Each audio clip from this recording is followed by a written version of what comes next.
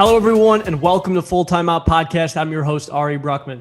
Joining us this week is a newer artist who's from the Chicagoland area, and her music extremely beneficial to a lot of people. I know the biggest thing nowadays is, can you relate to the brand and not so much the product itself? And her brand is 100% transparent, which is why I thought it was absolutely essential to have her on the show. Ladies and gentlemen, please welcome our special guest this week, SAESOH. SAESOH, how we doing?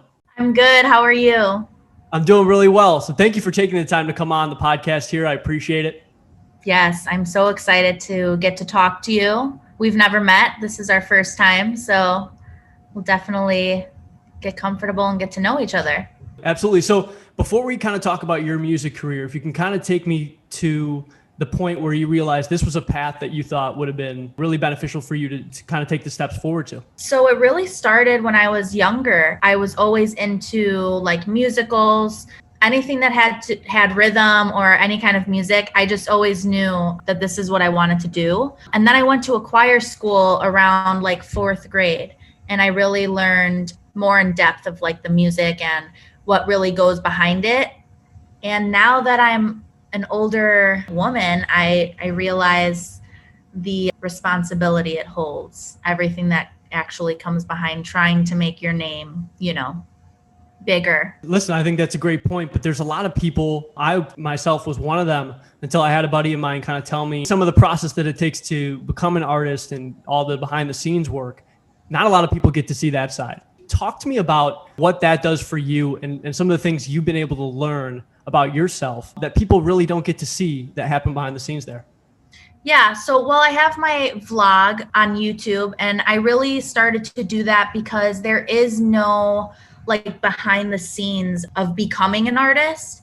And I think that's really important. Through this journey, I've learned how much energy, how much time actually goes into not only the music, but marketing yourself the right way, reaching out to people you don't know. It's just all a very uncomfortable situation, but you have to learn to be uncomfortable, to get to where you want to be. So there's a lot of craziness that goes behind. Yeah, I love the idea of you talking about being comfortable, being uncomfortable. I think that's kind of a common theme from some of the people I've had come on the podcast, that it seems like anybody who's had any level of success has really focused and honed in on that skill in particular. Can you kind of tell me the first moment you realized this was going to be some uncharted territory, that you had to do it anyway because that's what it takes to get to where you want to go to?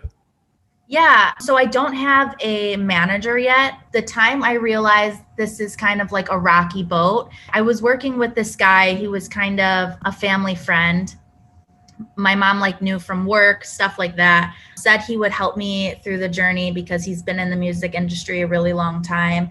And then certain people just start to float away and fall off the end of the earth. And then you're just kind of left like, oh my God, I was kind of, putting all of this on him.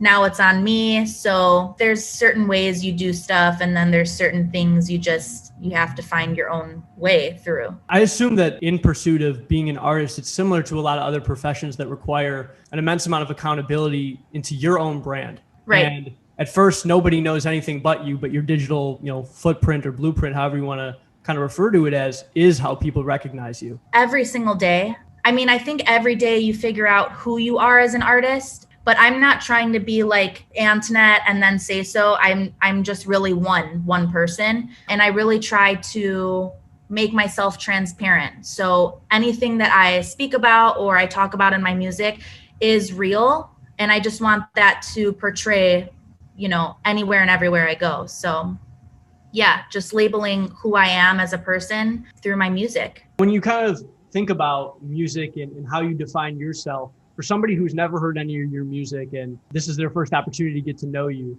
kind of give me how you would kind of break yourself down there. I would say bubblegum pop with a twist of R&B. And I feel like there's not really too many people like that anymore. The Britney Spears is gone. We really just have Ariana Grande and pop, right?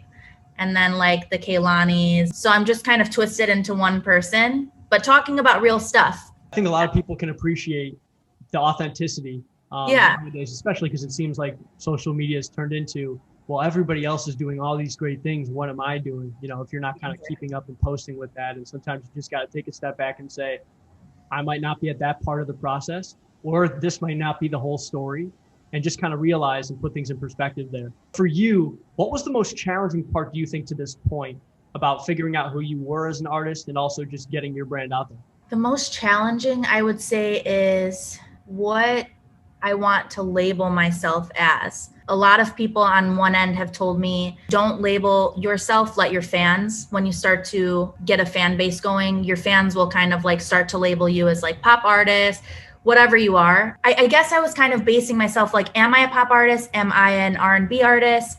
And then I would just try to make music that was straight R&B or straight pop. But now I'm starting to make music that I like. And I think that's the most important, instead of basing it off of, you know, what you should be or what the people want you to be. Has that changed now how you market yourself or who you're specifically marketing yourself to, because the style of music or the meaning behind it may have changed a little bit? Yeah, obviously everybody wants to write music everyone likes, right? But I think I was just so focused on what I wanted people to perceive me as rather than just being myself. My boyfriend is my producer now, so we just make what sounds good to us.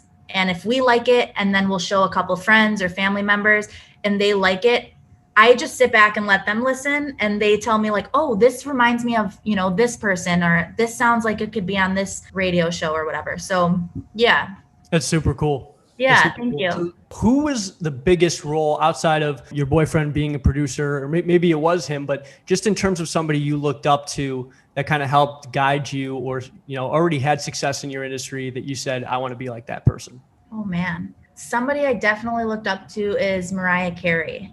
She really, for a long time, held her ground like in the pop industry, and whatever she said went. And I think she put a lot of creativity and a lot of honesty like behind her music videos. I watch a lot of documentaries on artists, and I find that a lot of the people I did look up to had a lot of say-so. That's funny, but had a lot of say-so behind what they were doing, whether it was the music or music videos. And I never want to be that artist that's just kind of wrapped up behind a label. Was it her ability to be independent that you were really attracted to, that you kind of are trying to emulate yourself here? Yeah, and just her music, just the sound. She was always a really big inspiration. So when you think of things on like a bigger scale here, and you talk about where you see yourself and what you hope to accomplish throughout your career, obviously, I get that there's a laundry list of things probably you're looking to do. But what are some of the things early on here that you're hoping to accomplish within the next year or so that you've really kind of allocated your resources to making possible? So I'm really trying to get on a radio station to have an interview. I'm leaning more toward that in the upcoming months. But in the next year, I would like to be doing shows. So like by next summer, I know like the pandemic and everything, so I didn't really have a chance to like get my foot in. I think by next year, I'll have a great catalog for people to listen to, people to relate to. And I think I'll have a better opportunity in getting booked shows for summer events. So that's really what I'm looking forward to. Giving advice to entrepreneurs who are either looking to become artists or looking to take that first step in whatever industry they're looking to pursue. What can you kind of say about some of the stuff that you faced early on that you really had to find yourself grinding through, and how important that was to get to where you are now?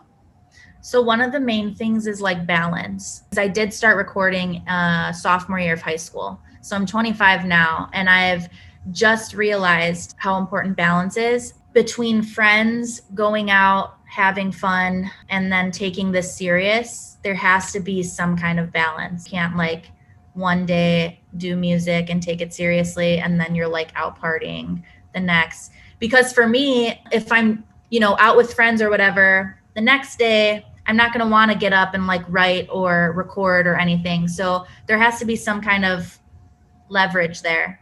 Definitely. And I think that's one of the things as a younger artist like yourself, that you've kind of given yourself the chance to grow here by starting early on. And not to say that any entrepreneur now who's watching this, who's 30, 40, 50, 60, can't stop whatever it is that they've been doing for the last 30 years. No, to the contrary, I say go for it now, because you don't know if you're waking up tomorrow. But you've definitely given yourself the opportunity to learn, fail early and fail often to kind of be able to move forward here in a positive way. The pandemic obviously forced you to pivot like it did so many local businesses and other entrepreneurs.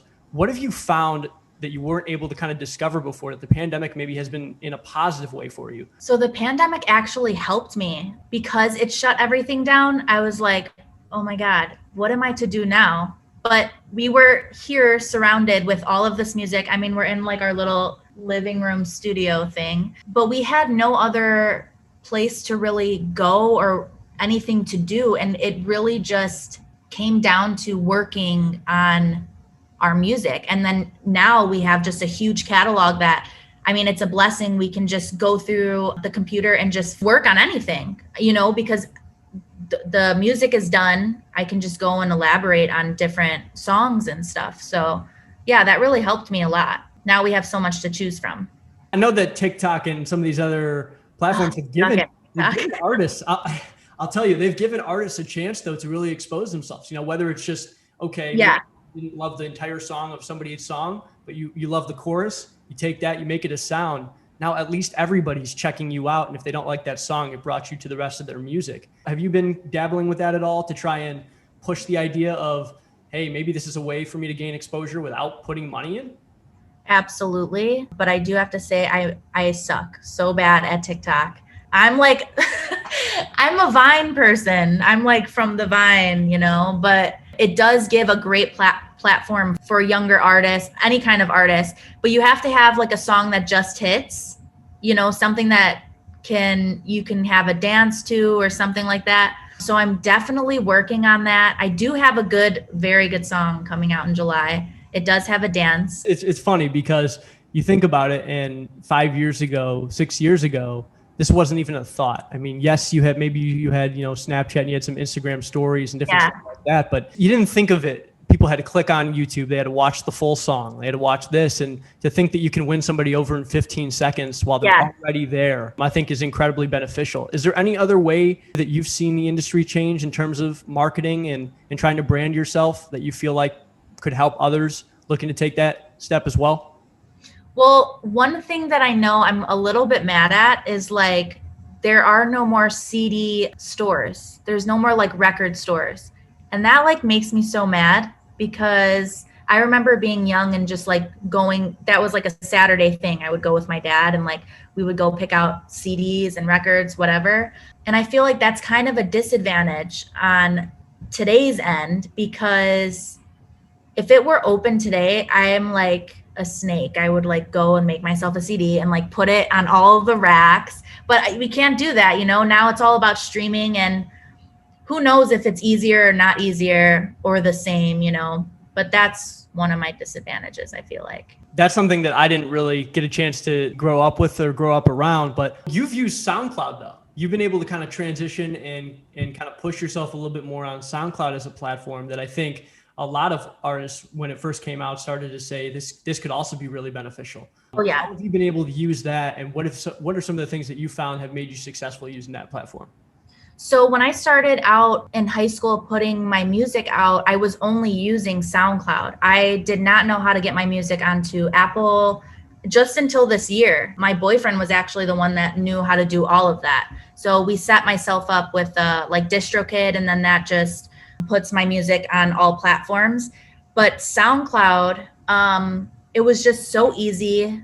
You just put your music up there whenever you wanted. And I got a lot of views and a lot of listens because that was the only platform my music was on. Now my music is distributed everywhere. And now when I look on my SoundCloud views, for my newer songs, I'm like, oh my God, they're not so many views, because it's distributed everywhere. But I learned that only limit yourself to Apple, Spotify, because those are big. You still have to tend to the SoundCloud listeners because they've obviously been there. Would you encourage artists just starting out to focus on any one platform in particular, or is it just get your music on all platforms, as quick as possible and just push as much content out there? Because I think that's something right now as a content creator, whether you're an artist or just any kind of entrepreneur who creates content, you want to know, is it still quality over quantity, or is it just about being in the back of somebody's mind and getting as much as you can out there to help grow your brand? I definitely think it's about quality over quantity. I think if I were to go back and change anything, I would have been putting my music out on all platforms. For some, maybe it's not that easy because DistroKid, like, you do have to pay, just like CD Baby, all of those. For free, I mean, I would definitely use SoundCloud. SoundCloud got me all of my views, all of my little fan base that I still have today. Definitely try, I would say, to get it out on all platforms. That would be the best. I have a single. I have a single coming out. It's called Back to Life. I'm really excited about it. I actually just put this on Instagram. It was sitting in our file from when the pandemic just started. I just was like, I'm over it. Let's go to the next song. And it was just sitting there. And so we pulled up those files and we went back into it. And I was like, okay, this is something I can vibe to. Let's put this out this summer. And it just so happened that it just fits. Like, it's a summer song. It's something everybody can have fun to. So I'm really excited for everybody to hear it. That's super cool. Other than being an artist, what do you find helps kind of relieve the tension, the stress that comes across all these obstacles that it seems like you face from time to time, whether it's, hey, I'm hitting a writing block here. I can't put the words down right now. Or, you know what, I'm just not in the right mindset to record. I got to do this. What are some of those things that kind of allow you to refocus and just gain your composure? Getting out with friends, getting out of like your space that you're so confined. Because sometimes we can just sit in our studios or wherever we create and it's like the same couple walls and you're just like, okay. But when you go with friends or even family and you're outside of your space, you listen. I tend to like listen more than I speak. And when you listen, you are hearing everybody else's like feelings, their thoughts, and then it sparks something in you. And it might not be that night or whatever, but for me, after a couple of days, something sparks and I'm like, okay, I got something. Without a doubt. Where can people go and learn more about you and listen to some of your music? You can go to SoundCloud. You can go find me on Apple, Spotify, Amazon, YouTube, all streaming platforms. Perfect. Obviously, there have been people in their career where it's Russ, who's taken him 10 years, right, to kind of break through the industry. And then there are people who go viral, because of one song. A lot of people refer to them as just one-hit wonders or whatever the case may be, but there's something that kind of breaks through the door for them by getting that one single out. How do you, as an artist, hope to gain the trust of your audience? And what do you do to kind of break down that barrier where they want to come back? They want more from you. Right now, I'm kind of focusing on just singles, and really paying attention to the following that I'm gaining. I've gained almost like 200 plus followers since like a couple months ago. Really, for me, it's posting content every single day and letting people know like, hey, I'm not going away this time. I'm here to stay. What did you mean before when you said that you're not going away this time?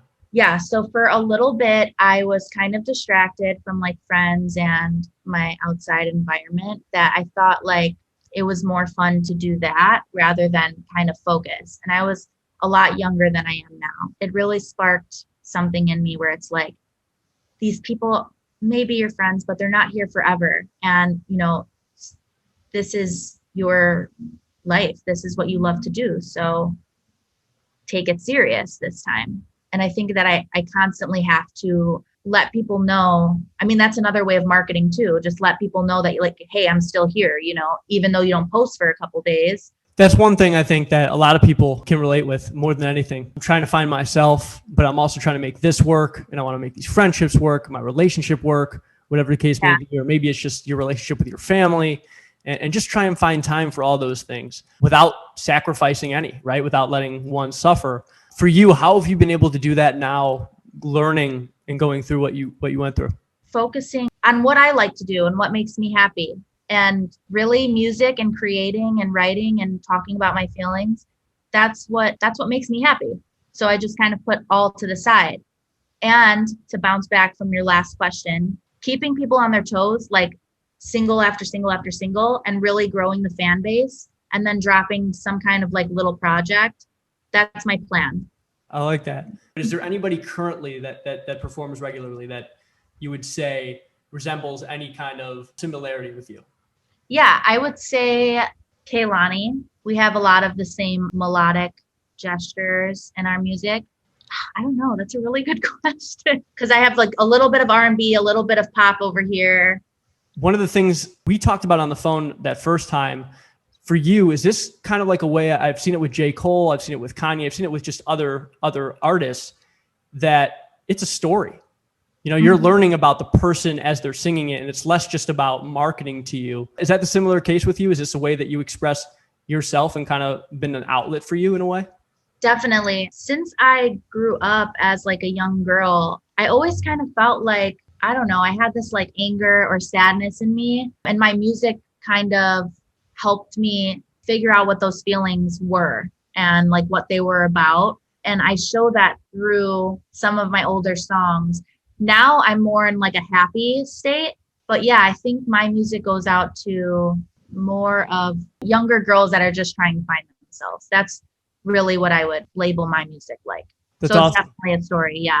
That little impact that you have when you're at that younger age, I think people underestimate, right? We always talk about, hey, well, I want to accomplish this. I want to make this amount of money. When we're younger, it's just more important to have these more impactful moments now. The money will come if we're consistent, right? Oh, of course. If anybody's consistent, disciplined, and really just passionate about what they do, the money will come. It's important to believe in it when nobody else does. And when you give somebody that little bit of hope that's going through a tough time, and you're not their family member, you're not their friend, you owe them nothing, and they don't know who you are. For some, it goes longer than your best friend telling you you're great, you know, and your family member telling you.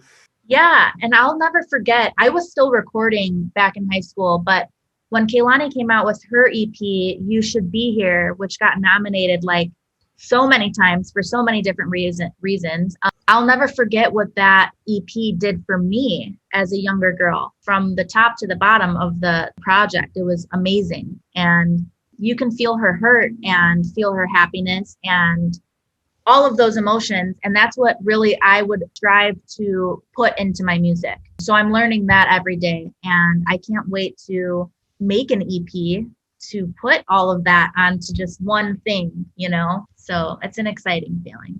There's one thing that you wish you would have known at 16, that sophomore year of high school when you first started recording, that would have helped you surpass some of the obstacles that you can kind of give to someone else. What would that be? Don't care what people think. That would be my number one thing.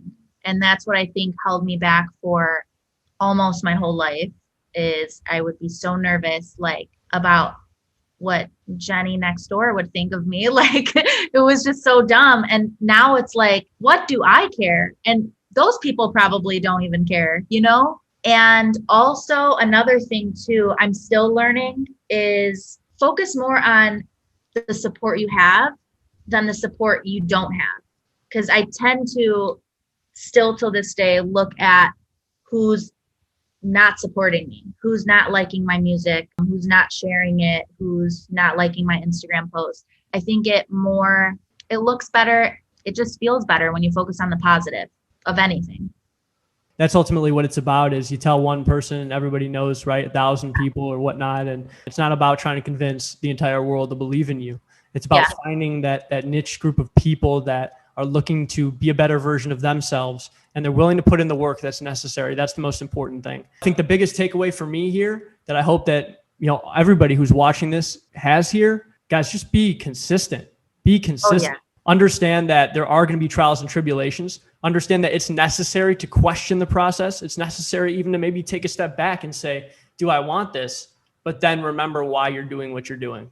That'll recenter your focus. That'll kind of help remove all the unnecessary parts that have been added into your life. But don't regret any of those things. At some point you chose, you wanted those things, you know, so it's okay. Yeah. It's okay to appreciate that and use that to move you forward here. I love that. SAESOH, thank you so much for coming on the show. I really do appreciate your time. I'm going to listen to it. I'm excited for your new track to come out here. Give me like a 10-second pitch here on what all went into making this possible, like why this means so much to you to be able to get this out there. Well, first of all, thank you for having me on the show. I was so excited to talk with you. This song means a lot because I never wrote happy songs. So this is one of my like first happy, like SAESOH finally happy coming out. And that's why I named it Back to Life. So we worked super hard on this, but it only took us like maybe 2 weeks to complete the whole thing, the whole song. Because like I said, it was already, there was an idea there from like before the pandemic even. this song just sounds like so me. And I'm just so super, super excited for everybody to hear it. That's all I have to say. When it's all said and done, what do you want people to remember about what you were able to accomplish and your legacy? That's a good question. I think I always want people to remember me as being humble and down to earth, but also never losing that honesty. I feel like when people blow up, again, like labels try to like direct them into a certain lane, and it just doesn't feel like the artist is themselves anymore. And I'm seeing that with like some newer artists now. And it just doesn't seem genuine. I want to stay genuine to my fans and to myself, especially with my music. Thank you again for coming on the show. We wish you the best and just continue doing you. Continue to grow. Yes, thank you so much. I appreciate it. Take care. You too.